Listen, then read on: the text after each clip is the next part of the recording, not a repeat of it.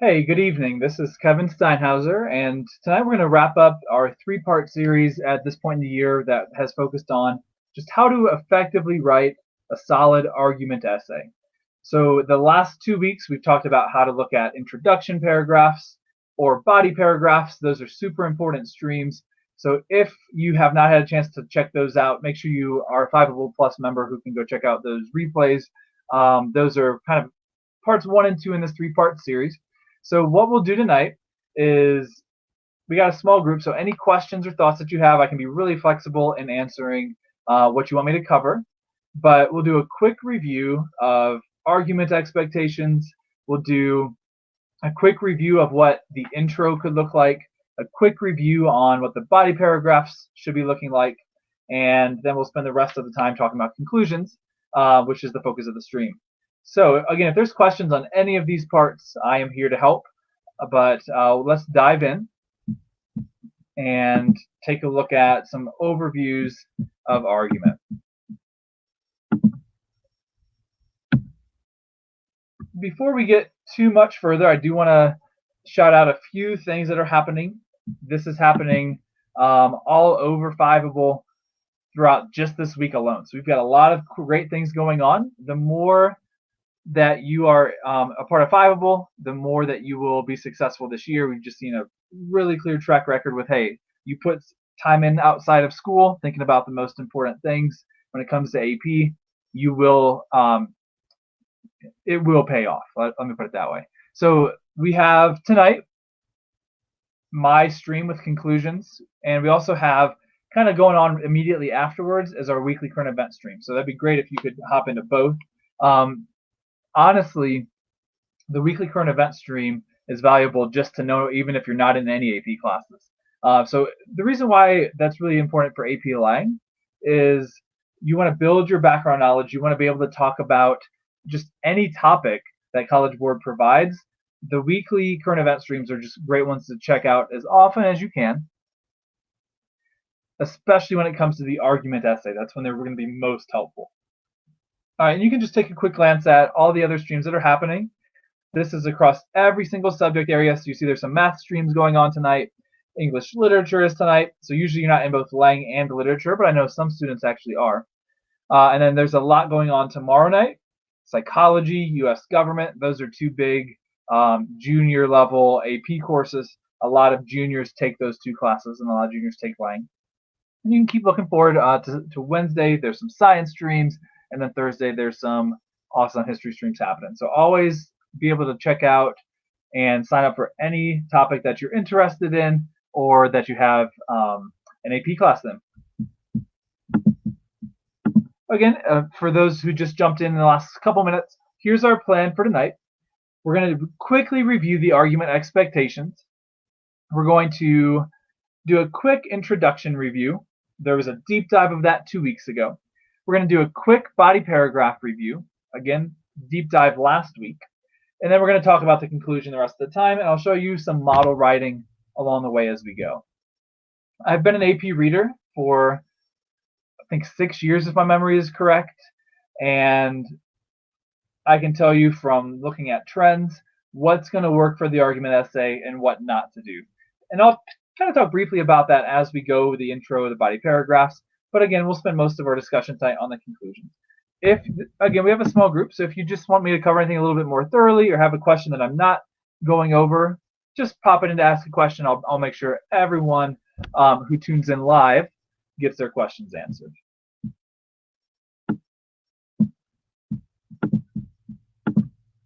All right, there's the way I look at it, 5 things that you must do well to be most successful on this argument essay. The first is you want to have an articulate argument.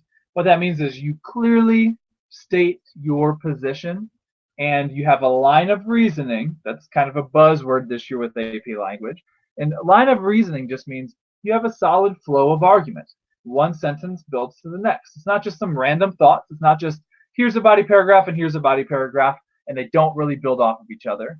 An articulate argument begins intentionally, moves forward, and ends intentionally. Every single sentence has a purpose, and every single sentence is clear.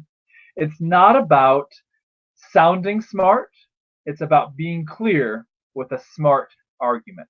And I'll talk more about a smart argument in a minute. Second is you use appropriate evidence. So in your articulate argument, you have clear claims, and that would be in your thesis and your topic sentences. And then you have to support it with the best possible evidence. So during body paragraphs, the stream from last week, we talked about how to use evidence most effectively and different types of evidence you can use. So again, make sure you've been able to check out that stream. But make sure you have the best evidence that proves your point that you can think of. Now, I bolded step 3 because this is really where you raise your score. You thoroughly explain how the evidence supports your argument. This is what the most common mistake. There's 2 common mistakes actually let's talk about in the entire argument process. The first most common mistake is there are no actual claims. People just kind of talk about the topic and talk about their evidence, but don't really prove anything. That's the cardinal sin of argument. You have to prove something. And then the second most common mistake is flipping the emphasis, I can call it, of evidence and explanation of evidence. You want to quickly summarize the evidence, summarize the concrete evidence that you're talking about, and then take your time, slow down, do a deep dive, say more than you think you have to say, go beyond the obvious when you're explaining how that evidence proves your point.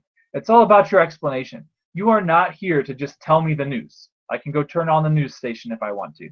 You are here to prove something to me, maybe using the news or maybe using history. I don't care what you use nearly as much as what you say about what you use. So the third expectation is by far the most important expectation.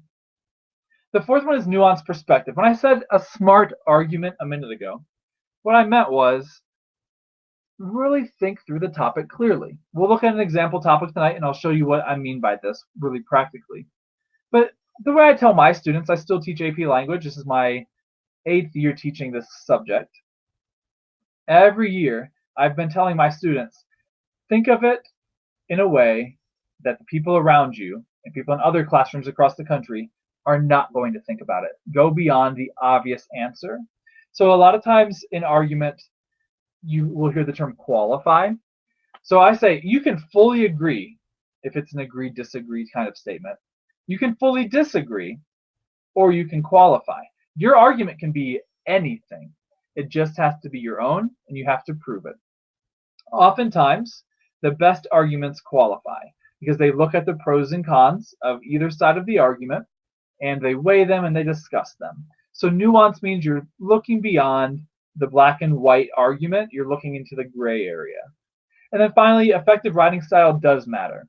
So this isn't the live stream where we will thoroughly break down the rubrics. We've done those before, they're in the replays. But there are 6 points for each essay in AP Lang this year. One of them is thesis. Make sure you get that point. That will be the easiest point to get. 4 of them, it's a sliding scale of evidence and commentary. Yes, you need concrete evidence for argument, but again, you're going to slide up that scale through the thorough, smart, nuanced perspective that you explain how your evidence connects to your claims. So that's 4 points. And then the final point is going to be the hardest point to get, sophistication. So I don't think that the goal is this. The goal is actually, in my mind, not to get the sophistication point. That's kind of oversimplifying you as a writer. Obviously, it'd be great to get it, right? But that shouldn't be your goal throughout the year.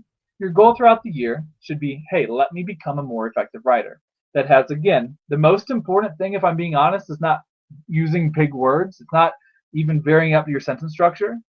Varying up your sentence structure is important. Using precise diction, language is important. Again, it's not using smart big words. That's not the point at all. It's using the clearest, most effective words to prove your point in each sentence. But it's beyond that. The most important thing here is having a line of reasoning of your own. That one sentence builds to the next, that you've pre-planned and you've thought about your essay. You didn't kind of write yourself into a corner, or maybe start off okay and write yourself into something great. It is great from start to finish because you know what you were going to say, and you had a big, beautiful argument on this page, right, or on these pages. Think about it this way. Martin Luther King did not go into "I Have a Dream," that his most iconic speech, without knowing exactly what he wanted to say. Barack Obama, Donald Trump, our last two presidents, did not go into their inaugural addresses without knowing exactly what they were setting out to say. So you're not going to start writing these arguments by writing your way into it like beauty, right? You want to sit there and you want to plan and you want a line of reasoning that starts effectively, moves, and ends effectively. All right, so those are the big picture argument expectations. I want to talk for a minute about timing. Timing is such a big factor in AP language. Timing, to be honest, is what holds most students back from maybe getting a 3 versus a 2 or a 4 versus a 3. If we gave like an overnight assignment, students would write better essays, right? Now we grade them knowing that they're a draft, but clearly a lot of students are rushed. You will feel rushed. If you don't feel rushed, you're going too quick. You're not meeting the expectations. The expectations is you are absolutely using every minute on this exam. Now you'll have an hour for multiple choice, as I'm sure you know, a quick break, and then you'll have 2 hours and 15 minutes to write 3 essays: argument, rhetorical analysis, and synthesis. What I want you to know is the 15 minutes at the beginning are recommended to read and plan your synthesis essay. Once those 15 minutes are gone, you have 2 hours, 3 essays. That's 40 minutes an essay. Now, you should go in with your plan A. It's totally fine if you say, hey, I'm going to spend 45 minutes on rhetorical analysis because I've got to read that prompt too and plan it, right? And it is hard to do in 40 minutes. It's okay. Whatever your game plan is, I want you to know it. I want you to practice with it. I want you to execute. I want you to tweak the game plan every time to perfect it. But here's an initial game plan if you're kind of starting from scratch. Or if you're like, hey, let me try something new. This is what I give to my students. They're allowed to modify it, absolutely. But this is what we practice throughout the year. In fact, even today, literally 4 or 5 hours ago, I had an AP class. We wrote a timed 7-minute introduction paragraph on an argument essay. So some students are like, hey, I actually need 1 more minute. Some are like, I was done in 4. That's great, but know your game plan to know how to maximize your minutes. Here's my kind of starting point for the argument essay. Take 6 minutes, read the prompt, plan your essay. I just was preaching about line of reasoning and pre-planning your essay. Don't just start writing. Don't get overconfident, because you should be confident maybe depending on the topic. You're like, oh, I can write about this, go. Breathe, take a minute, and plan. That's my strong advice. It does not take 6 minutes to read the prompt, but it should take 5 or 6 minutes to plan where you want to go. So 6 minutes, read the prompt, plan your essay from beginning to end. 7 minutes, these are all estimates, but these are a good guide to kind of plan out our time. Write your introduction paragraph. Again, I'll show you a quick model of that tonight. It'll be quick because I do want to spend time on conclusions. We did a deep dive of those 2 weeks ago. Shouldn't take longer than 7 minutes though. 22 minutes on your body paragraphs. Now, some of you might say, hey, I can actually take 5 on the intro and I have more time to write the body paragraphs. The body paragraphs are absolutely where you make bank. Most students, I recommend, and I'm talking about the students in my classroom and beyond, start the year writing 2 big, beautiful body paragraphs. 2 clear claims, concrete evidence, thorough, nuanced explanation of how the evidence connects to the claim. The reason I say 2 paragraphs to start, I've been an AP reader for so long, and it's a trend across the board of all 3 types of essays. So many students stop short. They might write 3 body paragraphs, but their score would actually be higher if they just wrote 2 big, beautiful body paragraphs. So when I say big and beautiful, take your time to explain how the evidence connects to your claim. So 2 body paragraphs are great. Are 3 better? Yes, I will be honest. But quality is way more important than quantity. I've seen plenty of essays that earn in the bottom half of the scores that are pretty like 3 body paragraphs, but the body paragraphs are short and rushed. Take your time, make sure every body paragraph you write is the best body paragraph you've got. 2 great ones are better than 3 mediocre ones. And then 3 minutes to write your conclusion. We are dedicating the second half of this live stream to conclusion paragraphs, but please keep in mind, I'm recommending 3 minutes. And then the reason for that is you're spending as much time as possible on those body paragraphs. And then I do recommend, a lot of people skip right over this, proofread and revise.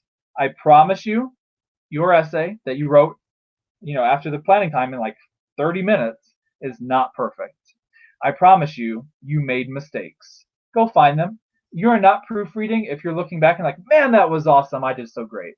You're proofreading and revising if you're looking desperately for mistakes. You want to catch your own mistakes. You'd rather catch them than your reader in May or June after you took the exam be like, oh man, they missed a word right there. I'm sure it was a mistake, but it's still in there. I have to grade what's on the page, not what I think that you meant to say. We have a quick question that came in.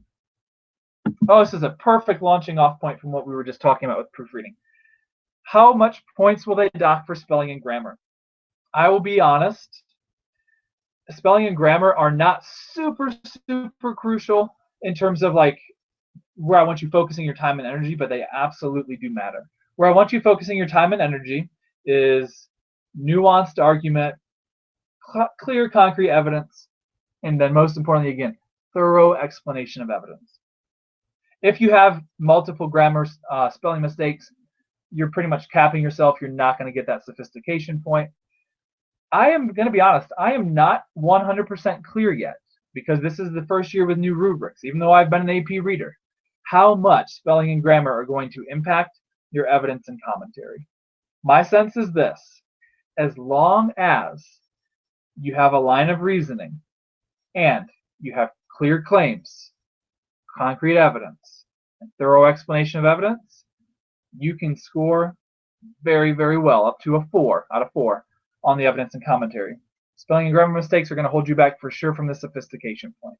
So my point is this: you want to catch those mistakes. You want to leave your reader with the thought of, yes, this was a really well thought out, articulate argument. And I'll be clear, evidence and commentary needs to be clear and articulate. When your spelling and grammar start getting in the way of the meaning is when we start to have big problems. If it's a mistake here or there and I completely contract your logic, not going to really get in your way. If it's so kind of crazy that I'm having a hard time understanding what you're saying, even if it's just 3 words, I'm like, I actually don't know the meaning there. That's when you start to lower your evidence and commentary score. Really good practical question. Any more questions? I got you also. Just let me know. Let's go ahead to our introduction. I'm going to read this quickly. If there are further follow-ups, please just let me know. 2 weeks ago, we did a live stream on intros. For the whole night tonight, I'm going to use this prompt. It's a pretty recent prompt from AP. Here's the prompt. What is the value of exploring the unknown? Now, there's a couple ways that you could do argument intros effectively. Option 1, build context. Just talk about exploring the unknown in the world. Option 2 is the harder route. And again, I recommend about 7 minutes for an introduction paragraph here.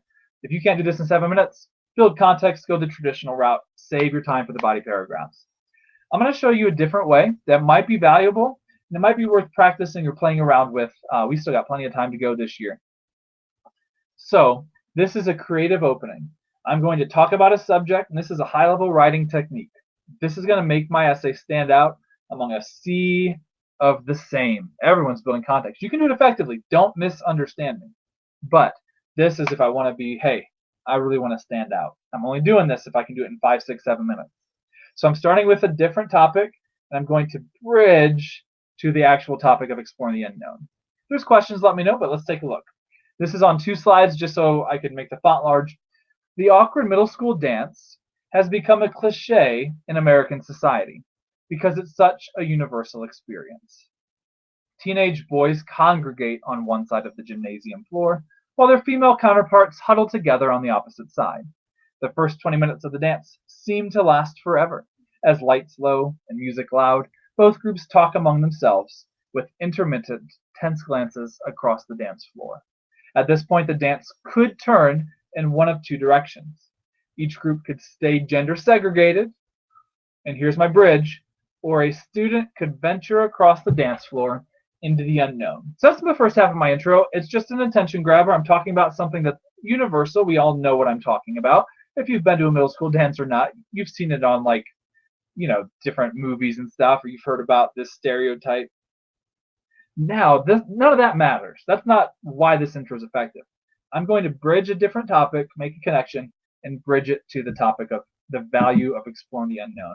So here's the rest of my intro. And yes, it's long. Again, you've got to be a quick thinker, quick writer to be able to write this long in 7 minutes. So I'm just kind of showing you like the ceiling. And it's okay if you go the other way. Don't misunderstand me here. I'm just showing you this one. All right. So the moment a boy or girl walks out of his or her respective gender bubble, all eyes are attracted to the brave soul. What will the night hold? Public rejection? The beginning of a lifelong romance? More often than not, the answer is somewhere in between. Two students pair off and begin to dance in the middle of the gymnasium. The tension immediately lifted, couples quickly form, and the dance officially begins. The evening forever more enjoyable and memorable because of one middle schooler's courage to choose the unknown.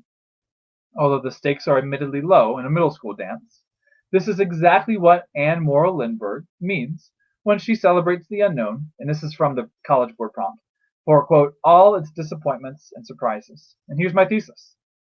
As Lindbergh suggests, exploring the unknown is not only enriching, it is necessary in order to advance as a society. Make sure you get that thesis point. So if you have any questions about any of the stuff I'm quickly going over, please just let me know. Let's shift now to what a body paragraph could look like. This will go over a few slides. This is a long, thorough body paragraph. Again, this is the ceiling.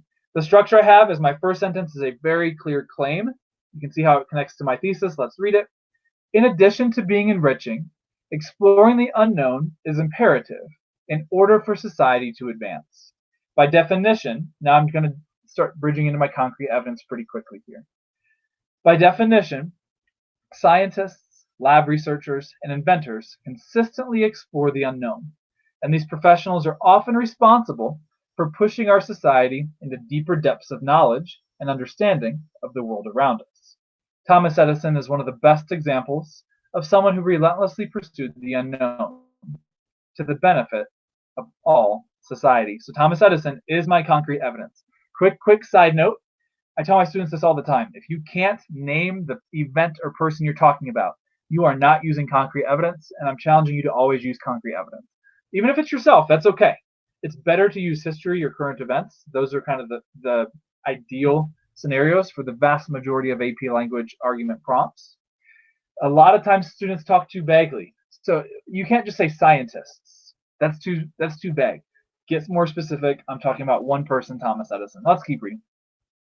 Thomas Edison is one of the best examples of someone who relentlessly pursued the unknown to the benefit of all society. In his pursuit of the unknown, Edison, arguably the greatest inventor to ever live, held more than 1,000 patents. This is my background knowledge. I can only talk about it because I know it. So you got to think about what's your background knowledge. Two of his most famous inventions were the phonograph and the electric light bulb.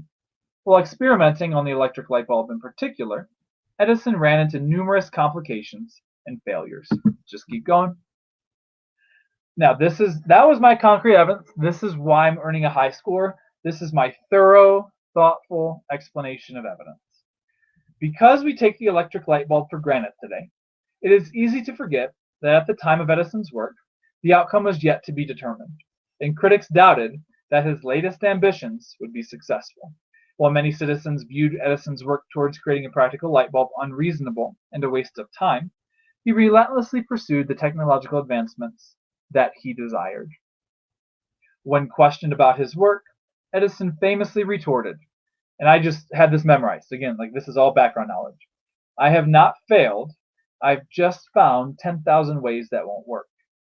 Throughout history, most people work to avoid failure at all costs, but Edison embraced it, knowing that success is often an eventual outcome of failure. And I have a couple more sentences. This sentence, by the way, is my best sentence here, maybe the next two. Often you're going to have your best thoughts, ideally, at the very end of the very finish of your body paragraphs. So the reason this is effective, I'm kind of saying, hey, what would happen if? That's kind of the question I ask myself a lot at the end when I talk about it. If Edison would have balked at the unknown, allowing the potential embarrassment of failure to consume him, the world would be much less technologically advanced as it is today. Sure, if Edison had not created the phonograph or the practical light bulb, another scientist would have eventually invented them, but it would have only happened through the exploration of the unknown. I'm clearly connecting it to the prompt. And then, last sentence, because Thomas Edison spent his life exploring the unknown, he was able to push his society into the future.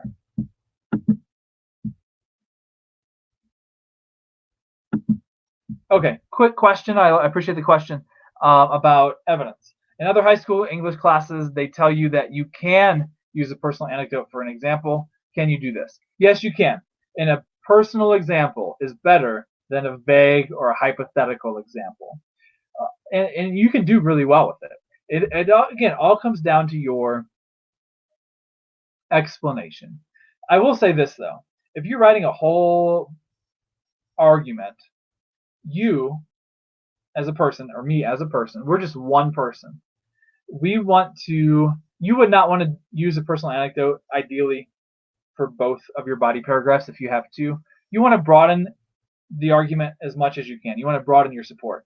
That's why I said a lot of times history or news, current events are the best example. And again, that pairs with our tonight, going to be starting soon, our weekly current event stream. Because the more that you know, the more you can pull in. I have a question like every year about, okay, what if I don't have the background knowledge?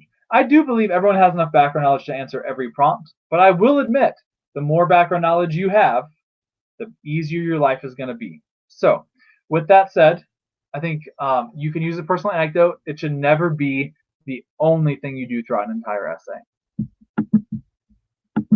All right, let's keep going and let's jump into conclusions. So you want to do conclusions in, again, 3 minutes or so. You're going to write quickly. You know what you're going to say, 4 to 6 sentences. So you're definitely going to briefly re-emphasize your thesis statement in light of your concrete evidence. And you're going to reference back to the creative opening if you had one like I did. So if you didn't have a creative opening, just focus on that first part. Re-emphasize your thesis in light of your concrete evidence. Let's talk quickly about weak conclusions. There's 3 trends that I've seen throughout my time teaching this class. 1, you can't just have a 1-sentence thesis statement as a conclusion. That means you're just putting it there because a teacher told you to. It's not a very thoughtful argument, right? You don't just see, let's go back to Obama or Trump. They don't like say the first thing they said again at the end. That's not a very thoughtful conclusion, right? So that's a common mistake. We'll talk about what to do, and I'll show you what that looks like. But here's the second common mistake. Don't randomly bring up a piece of evidence and not explain it. So I know that we often say as teachers, hey, broaden it out or leave your reader with a final thought. But that final thought should not be, let's say, I didn't talk about Edison in my body paragraph. So, Thomas Edison was a great inventor and he explored the unknown too. Like that's just kind of thrown in there. You need to explain what the evidence is that you're talking about. So don't just toss in random evidence and think that counts for like better concrete evidence or more concrete evidence. And the last thing that I argue is a weak conclusion is no conclusion. So let's talk about the debate.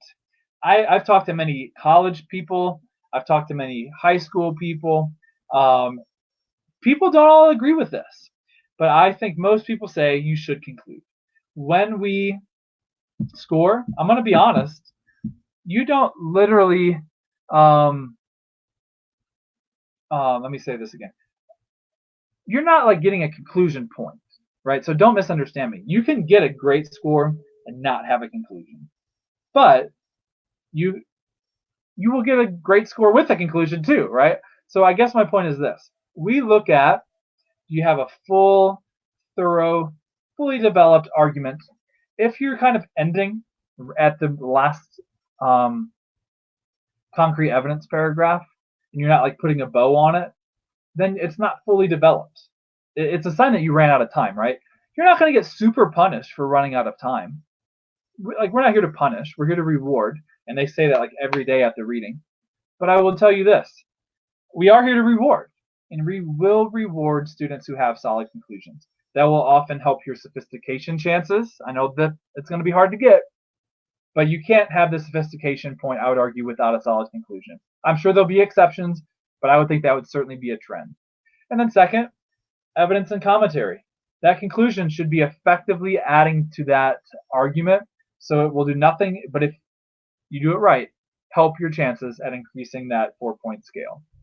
So don't take more than 3 minutes on it, because you got to save that time for body paragraphs, but I highly recommend do include that conclusion. We're going to end tonight by looking at our model conclusion. I want to point out as we go a couple solid things that I did here to kind of make this effective, not just make this cookie cutter conclusion that sounds like everybody else's. You want to stand out as a writer. You want, again, at the AP reading, we read well over 100 essays a day. I mean, hundreds of essays a day. You want to stand out. They all start to sound the same, and we score them fairly inaccurately, but the best writers, the highest scores, are ones who are like, man, that's the one I'm going to remember when I go home tonight. All right, let's read. My evidence, by the way, was Thomas Edison, as you know, also Neil Armstrong, first man on the moon, and Gandhi. Let's read. Although each found success in different fields, Armstrong, Edison, and Gandhi had one essential trait in common. Each man passionately explored the unknown. Because of their eagerness to embrace uncertainty, the world has been changed forever. The majority of men and women seem to navigate life from the sidelines, hesitant to venture forth into unknown territory. However, it is the bravest people, the ones who are willing to first cross the awkward middle school dance floor, that have the greatest impact on society. Now, that sentence wouldn't work if I didn't have the creative opening. Like that random evidence of awkward middle school dance floor would not work. It's not even real evidence, right? It's just my creative opening. I'm bringing it full circle. It's a really high-level writing technique that a lot of professional writers do. To start off with something kind of random, bring it back up, close the bubble, keep it full circle. All right, let's finish this off. Final sentence. Instead of reading about history in relative comfort and safety, people who relentlessly and boldly pursue the unknown are the ones whom history is written about. So you want to end with a powerful statement. It's not anything new. It's just a cool, awesome, unique way to close up your argument. So if there's any last minute questions, now's the time. I'm not having a super long stream tonight, but we are ending our argument unit here. If you have a chance, go ahead and hop over when we're done here to the other live stream we've got for AP Line tonight about current events. And then next week, we're starting our mini series on rhetorical analysis. A lot of people say their rhetorical analysis essay is their least favorite or the hardest, so make sure you can check into those. All right, so final thoughts. Conclusions are your chance to stand out. Again, in a sea of essays, I call it, how are you going to be remembered? And it's not really about being remembered, right? But the best writing is memorable. So you want to be the best writer you can be.